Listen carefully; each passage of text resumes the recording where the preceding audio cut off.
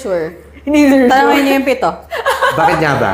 Tanongin niyo yung 7. Yeah, so meron kaming bagong show. So this is a new show under 7E Studio. Another Podcast. Another podcast. And bakit? Because nag-branch out na kami from 1 fandom to 3. So 3 na yung kasama sa na-covered ng 7 nung na si For Yes. 7E Studios. Kasama na rin ang Carrots and Engines. Engine! So hello, Yes. I'm Diane. I'm AC. I'm Zion. I'm Grace. And this is 7 on the mic. Sabay-sabay. Sabay-sabay. Sabay-sabay. Guys, Walang pilot practice. episode. Walang practice. Pilot episode. I'm This so is our proud of pilot you guys. episode. Okay, so this season, ang focus natin is yung beginning ng Enhypen. Which One, two, is Island. Yes. Yes. So this is actually yung episode title natin is Born from Island, the story before Enhypen. Yun. Nice. Nag-rewatch Before ko. sila naging part ng Enhypen, sila ay Islanders. Islanders. And Grounders And muna. Grounders. tinatawag na Eggies. Yan, Eggies. Dahil sabi nga ng ni Jin nung pumasok siya ay mukhang dinosaur egg. Oo. Yes. So siya ay tinawag na Eggies. Okay. And with that, AC, can you share a bit About A bit Island. about So Island. Island is a show na kinonduct siya ng Big Hit and it was shown on different platforms and partner nila ang Mnet, CJNM din? CJENM. CJNM. CJNM? Ano yun? Siya yun. Siya yun. So, Tapos, nag-partner si CJNM. Itong Big Hit, Big yes, na magkaroon ng isang show wherein lalagay nila yung 113 days sa loob ng isang secluded sa na tabi ng place. cementerio. Na may multo. Charing. Na may multi. Sa loob ng isang secluded place, yung mga trainees. So, yung number of trainees na pinapasok nila was 23. So, in 113 days, yung 23 trainees na yun, Imagine. kailangan nilang ma-prove yung sarili nila para makapag-debut sila in a 7-member group. And then, part 1 and part 2 siya. So, for part 1, meron tayong Islanders and meron ding Grounders. Grounders. Islanders are given the privilege to stay dun sa secluded place na lahat ng amenities nandun na.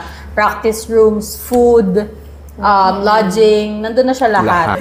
So, for Grounders naman, meron din silang secluded na place, pero walang masyadong binigay na privilege sa kanila. So, parang yung costumes nila all black, yung practice room, yun na yun, yung isang place na yun, yung wala silang living room, meron lang silang parang dining area, doon na rin sila pwedeng magpahinga. And then, isa lang yung tablet nila. So, kailangan may isang mag-check ng choreography, ituturo na lang sa iba. Yes. So, parang sobrang walang masyadong nabigay na privilege.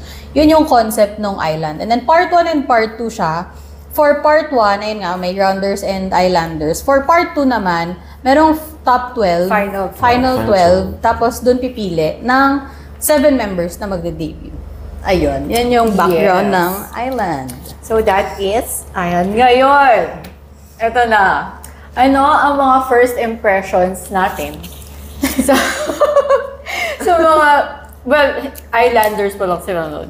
Mali ba yan? Islanders pa rin Islanders, naman. Islanders dahil contestant Name ng ng show, Island. oo. Yes. So ano yung mga first impressions natin sa trainees? Let's start off with Jongwon. Jongwon! The leader. Very cute niya. Pagpasok mo pa lang niya Super sa, cute. sa island, talagang pansin na pansin mo na yung cute Okay. eyes niya talaga. Ang kaso yun Talaga. nga, ang kaso ang naaalala, dahil nga familiar na tayo sa mga dolls. Naaalala ko talaga siya. Sabi ko yung Jongwon ng Island, yun talaga yung version ng mga dolls. Kasi ganun siya, super Baby. Cat eye na ano. Siya Just yung very kaya- smiley siya pagpasok. Oo. Tapos ang lalim nung dimple dito. The Yeah. dimples. Trademark ni Jongwon. Yes. Next one, si Hisung.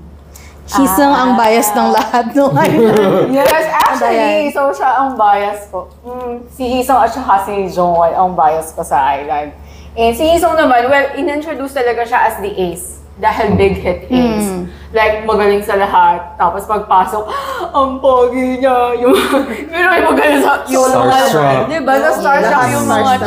trainees na, ang pogi niya, mukha siyang model and all, ganyan. Tapos, Also, lahat sila, kilala nila si dahil kilala nila si Isong. The legendary. Legendary. Yes, legendary trainer. So, yun talaga yung pagkakakilala sa kanya. And, alam mo yun, yung parang yung iba na, parang nag-guess mo na yung napapressure dahil nandito yung ace. Yung iba naman, Yes. excited, looking Kilala forward na makatrain siya. And to perform with him. To perform with him, parang Pangarap naging ng goal. iba. Alam mo, Yes. naging With diba? him. Parang naging goal na, yun nga lang kahit doon sa mga test, yung makasama Yung si si Isong. Isong. Yun na yung gusto nila. Yes. Next, back to you again. Si Jay. Si Jay. Si Jay ang aking ultimate bias. Sorry. Pagpasok pa lang talaga ni Jay, oo. Mayor Very Jong. Very Mayor bubbly na Jong. talaga niya, talaga. Talagang siya yung very friendly, no? Mayor. Pagpasok pa lang, Mayor. approach na agad sa'yo, hello. Tapos yung energy niya, very cool.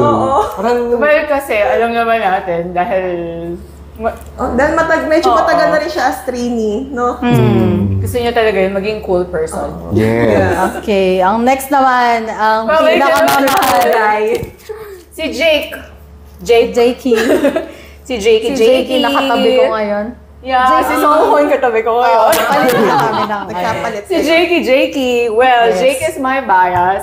And siya naman, the Aussie guy. Tapos, alam mo yung pagpasok, yung nasa labas ka lang, na naglalahad siya with Sono and si Yung Bin. Si Yung Bin ang kasama, di ba? Sabi ko, ito talaga yung, alam mo yung, what in the High School Musical is this? Yung para siya talagang straight from a teen series. Alam mo yung guy na, naka-plug, tapos naka-bag, tapos laging gumagano ng hair. Tama lang Yun. yan. Ano talaga siya? Campus Crush. Campus Yes. crush. Very campus crush. Yes. Yun yung best word to describe him. Yeah. Kasi campus crush talaga siya na parang Disney prince. True. Yes. True. Well, True doon naman. talaga nanggaling yun. At True saka, naman. and siya yung may shortest training period. Right? 4 months? Siya ba yung 4 months? Or, Nine. Nine. Siya yung 9. Pero kasama na sa 9, yung 6 months na secluded sit, parang in-house training sila So, nun. siya talaga yung may shortest Oo. training period. And, text. Is my bias. It's Songhun. Si Songhun naman, nung una ko siyang nakita, kasama niya kasi si Jay. So, ang first impression ko talaga ay, grabe siguro yung training ng dalawa na to kasi lakad pa lang. Parang, yung aura nila parang pumunta kami dito para mag-debut. Chill lang kami dito kasi mag-debut kami. Ganon. Ayun yung first impression ko kay Songhun. And yung confidence, yung True, yung parang alam ko, aura. oo. na yun eh. Para pagdating pa lang, ako dito. Pinaka-pogi sila dito. lang yung Ako na to. Meron na akong role sa group, ako na to. Parang ganun yung na-vibe ko sa kanya talaga nun. And dahil kasi, siya, ice skater siya, so Oo. athlete. So, sanay na siya sa spotlight. Sanay na siya sa spotlight. Sanay na siya mag-perform. So, feeling ko, very confident din siya nung pumasok siya. Yes. Next one, ang aking pinaka-favorite member as of now. The baby. As of The now. baby. The baby. Kasi nababago bilang Yun. Sono. So, si Sono naman, first impression ko sa kanya, kasi siya ang pinakaunang island trainee na nag-appear sa TV. Yes. So, during that time, my sister and I was watching Island. So, pagkita pa ni Sono, mine, akin yan. Na-mine. Ganun talaga, na-mine ko na agad. So, Na-mine. up until now, siya pa rin naman. Kasi yun yung gusto ko sa mga members palagi. For example, if I, gusto ko yung isang group, yun yung hinahanap ko palagi, yung cute, yung bubbly, sunshine. sunshine. J-Hope, yan. Yan, Yung sunshine. ganun Yan, palagi. oo. Yan, Tama. very squishy yung mukha. Very smiling. Happy lang siya. Ganun Yes, siya. happy True go naman. lucky. And yung last member naman na ating pag-uusapan ay si Nikki, di ba? Nikki was the Commander. youngest Yes. during that time. During Island, 13 years old. 13, 14, 14 diba? ata yung Korean age, pero ang bata pa Imagine, he din. went to Korea alone. Syempre, dream niya talaga to become an idol. So, yung first impression ko sa kanya, syempre, before Island, syempre, magtingin ka ng mga background nila. Doon ako na-believe kasi parang ang bata mo, tapos inisip ko na, nung bata ko, nung ginawa ko. Diba? Actually, lahat sila, firm na sila sa like yung Oo, lahat sila parang in. very, na sila sa Alam na nila. Yung goal nila Alam sa na buhay, nila. hypen, goal nila, to debut. debut ako. Grabe. Gusto ko na tong gawin. Diba? Tapos si Nikki, makita mo talaga na very confident din yung kanyang aura kasi Oo. alam niyang magaling siyang sumayaw. Yes. Kasi Advanced sobrang stage. galing naman niya. Yes, and sobrang True galing. naman. And na-prove niya man talaga all throughout. Rightfully so, na Until magaling now. talaga siya. Yeah. True. Hanggang ngayon talaga. Tama. Yes. Hanggang ngayon. Totoo. Yes. Anong Yes. difference sa Nikki dati at Nikki ngayon? Oh my God. Ay, Extra wild. Super. visual. Yung No, visual. appearance-wise. Oo. Visual. God. Ano, nung side chika, nung Walk the Line concert, kami ni Zara na magkasama. Tapos naman si Nikki. Tao ba yun? As in, sa lahat ng members, actually, nung Fate naman, si Kasi Nikki yun talaga yun. all, pero yun nga. Parang lahat ng reaction. Nung bago pa lang akong engine, Na-heads upan ko na siya. Ni AC na pag concert, sure siya na magiging bias ko Si Nikki. ay si Nikki or si Jongwon. And it really happened. Di ba? Sabi it really happened sa actual concert. Oo. True naman. Grabe talaga sila, as in. Yes. And with that, so doon na tayo sa yung mga notable performances, mga bonding moments, teamworks, mga special performances Yes. na nag-highlight. We have, ang dami kasi. Ang dami. Lahat Lahat. dami. Ilan ba For me, naman kasing nung test, nire-watch diba? ko siya, lahat notable. Kaya nung Lahat nanonotes maganda. ako, Dami. ang dami kong na-note. Actually, Kasi lahat. Lahat talaga. Kaya din humaba yung notes ko dahil lahat ng test, sobrang galing. Actually, sobrang galing nila.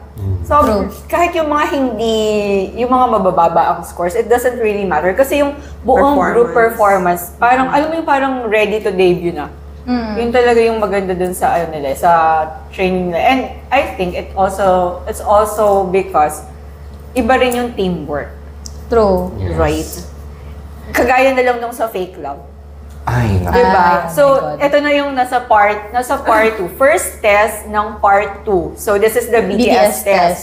So, hinati sila sa tatlong group and then I Need You, DNA, and And then Fake, Love. Oo. So, yung Fake Love, dahil si Taki yung leader. Si Taki ang honorary favorite baby ko. Yeah, tapos siya yung naging leader and hindi naman talaga siya leader. So, engine ka, napanood mo to for sure. Oo. And ang dami niyang ang daming mga pinagdaanan talaga. Tapos alam mo yung parang, na nakaka-suspense, parang ano mangyayari sa Fake Love? I mean, given naman kasi si Taki ay ka-age ni Nikki. Nikki, So, sobrang bata. Tapos ipag-lead mo ng isang buong challenge. na And nandun si Hiso. plus the language barrier. Parang Oo. hirap siyang i-express kung anong gusto niyang gawin. Kasi nga, syempre, ang hirap naman ng makipag-communicate kung hindi Yes. naman, di rin naman nila maintindihan. Di naman niya pwedeng laging hilahin si Kay para mag-translate for Yeah. him. So, ayun. Medyo suspense. Medyo masyadong maraming nangyari dun sa challenge na yon. Pero, ayun nga. Very notable din dun sa challenge na yun. For me, si Hisong. Kasi, Yung leadership parang ni Hisong, kakaiba talaga. nag-step up siya, nagsabi siya kay Taki na hindi ako lumabas sa boundaries ko nung first few days kasi gusto kong ikaw yung mag-lead. Pero dahil nakikita kong nahirapan ka na, you're struggling individually and as a leader ng team, nag-step up si Hisong para tumulong din. And also, nakakatuwa rin na si Songhon at si Sonu, very understanding sila sa situation ni Taki. Hindi nila pin-pressure si Taki na, Taki, anong gagawin natin ngayon? Taki, ano nga? Walang ganon. Parang sila, very supportive. And then also, magaling silang makinig kay Hisong din. Oo. Parang May nagtiwala rin, respect din, may may respect din respect. sila na pinakita. Ang ganda nun. At, dahil doon, sila yung nag-number 1. Yes. Oo. Nakakaloka yun, no? Grabe. Grabe yung performance din Hanggang talaga ngayon, hindi ko pa yung grabe rin yung makakalimutan. Grabe talaga yung Performance. performance nila doon. oo. Kasi imaginein mo kung gaano kataas yung fake love. Kung gaano kahirap kanta. Ang legendary fake love ni Taki. And the emotion, Oo. ang song, grabe. Tapos na-perform nila ng gano'n. Nas ganun din yung, grabe yung visuals nila during the performance. Kasi syempre kung ikaw yun, kinakabahan ka, di mo na masyadong maano yung expressions mo. Pero para maitago mo yun, based sa nung song. Sobrang galing. Meron pang isa, yung Chamber 5. Yes. Chamber 5. Dahil yung bias ko ay... So, sa Chamber 5, si Jay lang. Si Jay ang nahiwalay.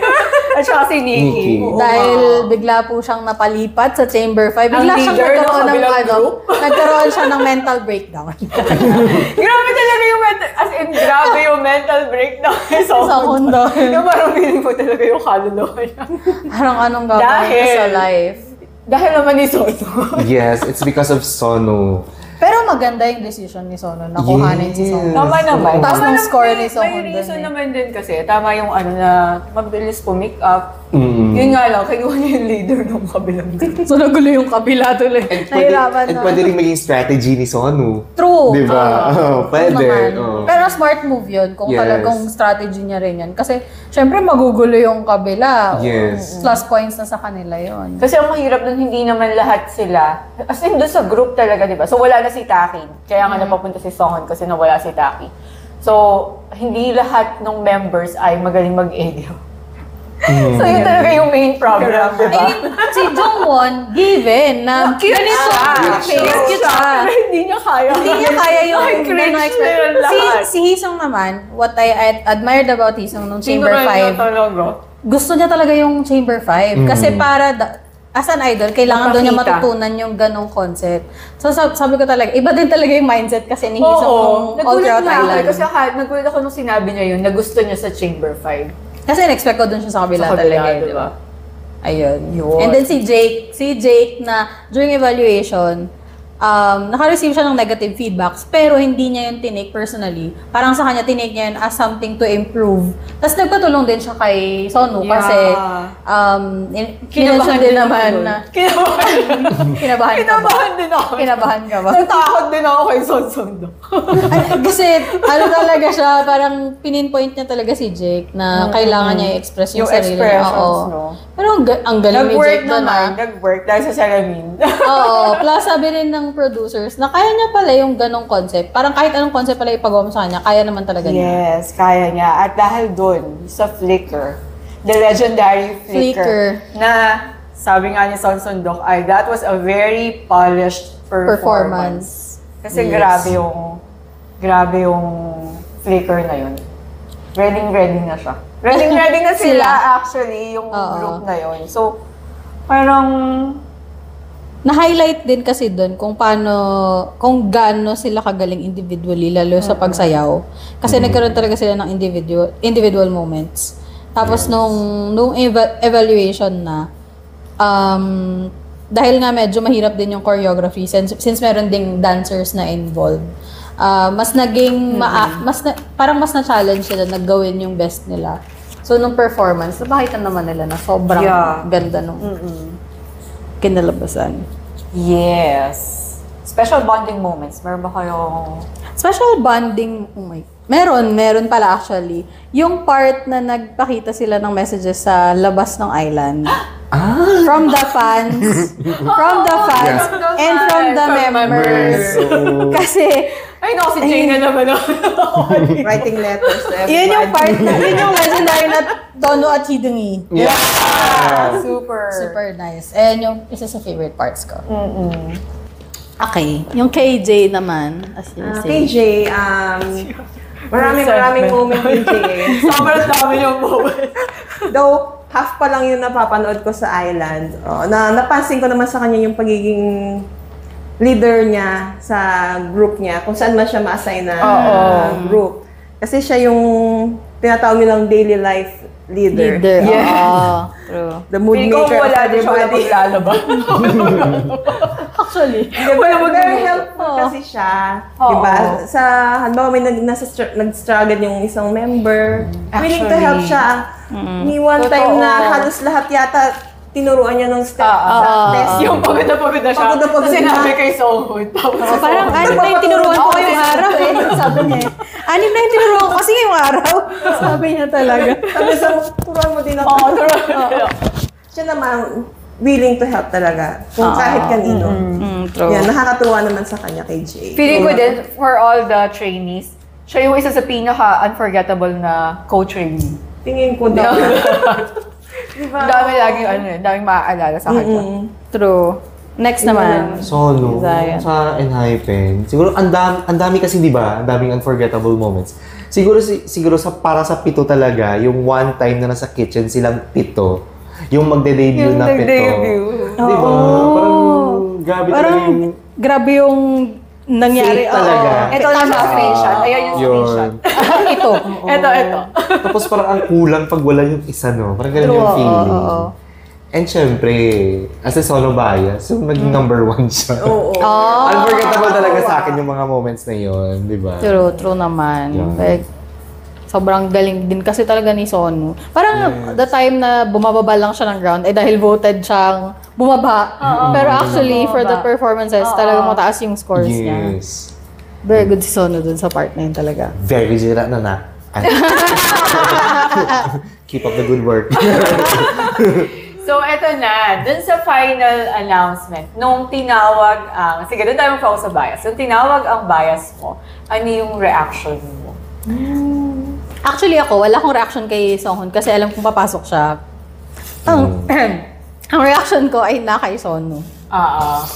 Kasi gusto ko talaga siyang pumasok. Kaso, dalawa sila ni Daniel na gusto kong pumasok. So parang ako, dahil nanood kasi ako nung mismong live, alam mo yung 40 minutes na ina-announce. Sobrang tagal. Sobrang tagal. May commercials. 40 minutes na tatlong members pa lang. Yung episode 12. Parang nakakailang, okay, the sixth member to debut. Ilang ulit pa ba ito, kuya? Alam ko na nga sixth member na mag-debut. So parang yung kaba ko noon, sobrang doble talaga. Tapos nung nag-uusap na yung producers, parang sabi nila, yun nga, ang ina-expect ko kasing pipiliin nila ay si Kay. Ako din. Dahil siya yung... Parang lahat yun na ina-expect. Oo, kasi hindi siya bumaba ng ground, lagi siyang nasa Laging top may performers, lagi din siyang may badge. So parang in-expect ko na si Kay. So nung si Sonu yung tinawag, grabe yung gulat ko, pero grabe din yung saya ko. Kasi parang sabi ko, shit, parang ano na talaga, deserve niya talaga yun. Pinaghirapan niya talaga yun. Tapos, syempre malungkot din ako sa part na Nung hindi na nakapasok yung iba. So parang ayun, mixed emotions talaga siya. Pero yun yung tumatak sa akin ng finale, si Sonu. Si Sonu. Ako naman kasi engine na ako nung nanood ako ng Island. So nung gusto ko, ano lang ako, parang na-surprise, hindi talaga ako nag-search pa ng anything, kung ano yung standing. So nagulat ako na third si Jake. Tapos yun nga, dahil siya yung icon of growth, 'di ba, na sinasabi sa Island. Kasi ang mga producers yun talaga yung nakita sa kanya. Tapos yun, nagulat ako dahil bilang magugulatin na person, nagulat siya. At ang dami nagulat nung araw na yun. Nagulat siya sa confetti. Lahat na and all. So yun, parang si Sonu pa rin talaga yung pinaka-mabigat. Mabigat yung kay Sonu. Kasi expected, parang for me, ang hindi ko lang in-expected talaga ay si Nikki. Si Nikki yung hindi ko in-expect na makakapasok kasi akala ko mas mataas yung votes ni Kay. Pero nung nakita ko yung votes ni Nikki, nagulat din ako kay Nikki. Pero Sonu yung oh my God. Si Sonu. During that time, nag-viral pa na bumili ng maraming TM na na SIM. Isang box para kay Nikki. True. During that time. Remember ko pa yun. Di ba? Ikaw, Zion, ano yung reaction mo nung nakapasok si Sonu? Since pareho tayong doon nagulat. Siyempre, nung una pa lang, ako talaga confident ako na makakapasok si Sonu. Kasi nga, siya palagi yung number 1 sa voting. Oo, tama. Yun, doon ako doon. Kaya that time, di ba, si Jongwon yung mostly na hindi matanggal. Kami naman, binoto namin si Jongwon. Kasi nga, lagi siya natatanggal. Mababa yung boto. Kaya pa siya number 1. Kasi nung nag-vote din ako, si Jongwon ang binote ko. Di ba? number 1 si Hindi Jongwon. pwedeng matanggal si Jongwon. Sobrang galing ni Diba? Jongwon. So parang nagulat ako na ang last na binanggit na 6th Islander ay si... Hindi naman siya nagulat kasi expected ko papasok si napapasok. Songbun. Kasi lagi rin siyang mataas. Pero nawala Nawala siya sa... si Sono. So parang OMG. Iniisip ko si Akaya na yun, Sono, maraming boboto dyan. Si Jongwon muna tutulungan. Lahat pala ganun yung mindset. Yes, kaya dun nagsimula yung wag makampante na number 1 palagi yung binoboto niyo. True. Sa kahit sa ang survival show, parang dun na nangyari yung ganong mindset. Yun nga, katulad sa akin, mabuti na lang hindi na olats. Mabuti na lang, pero yung reaction ko talaga is umiyak talaga. Kasi nga, 3 na lang sila ni Kay, tapos syempre expected na si Kay kasi palaging mataas talaga yung standings niya. Kung walang votings, ganun. Tapos medyo favorite din siya ng mga producers kasi magaling nga. So ayun, syempre, tuwang-tuwa. Ito na yun. Ito na yun. Nakakagulat pa doon, di ba si Jay? Nanggaling siya sa, nasa dulo din siya halos, di ba? Nung voting. Hindi siya ganun kalakas sa voting, tapos biglang Number 3? Number Anong reaction mo nung Number 2. Number 2 siya actually nung finale. nga pala. Oo, so yun. So parang from number, ano ba yun? Napunta siya sa bottom. Alam mo yung naging, nung number 11 siya. Yun yung magsulat siya ng letter. Nung number 11 siya, magang-maga yung kamay, nagsulat ng letter. Pero i-discuss natin yun sa episode ni Jay. Yes! And with that, so ito na yung last. Parang how Island set the tone for Enhypen today. Feeling ko kasi syempre dun, nakasa talaga. Alam mo yung madami sa kanila na marami na nagte-train na talaga before Island pa.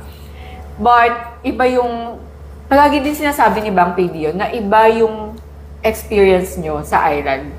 Diba? Compared sa yung regular trainees outside.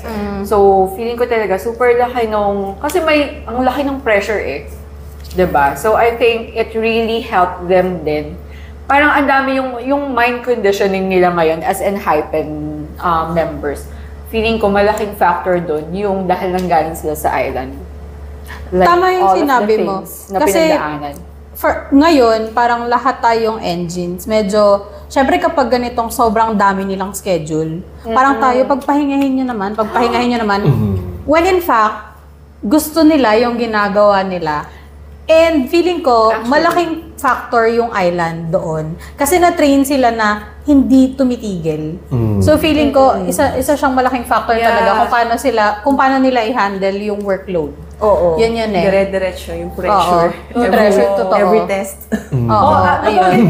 Nabanggit yun ni Jongwon na parang after doon, hindi nila alam kung ano na. Kasi everyday they're running, tapos bigla daw silang maglalakad or they'll stop. Akala niya lang yun. Hindi totoo. Kasi right after Island talaga. Hindi na totoo. Diretso na yun.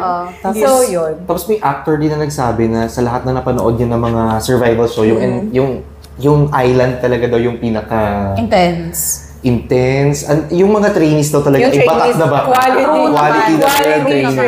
Yun. As in. True naman din. Ikaw, Grace, ano yung parang, how did Island set the tone for Enhypen sa tingin mo? Yun talaga ang naging training ground nila. At yung goal nila para maging idol, doon talaga lumabas lahat ng kanilang skills. Yun. Yung journey nila para ma-debut, talaga. Totoo naman. Meron nga, ano nga yung... Ang hirap. May isa din sinabi si Song doon na yung struggles nila, parang feeling niya important yun. Kasi doon talaga sila nag-grow eh. Ang dami nila, sobrang dami nilang Nandun struggles. ang hugot nila No? talaga. Oo nga eh. Kaya ako, may inis na naman. Kaya ako naiinis kapag kasi pag may mga non-fans or antis na nagsasabi na inilatag na lang kasi lahat sa Enhypen eh. Parang no.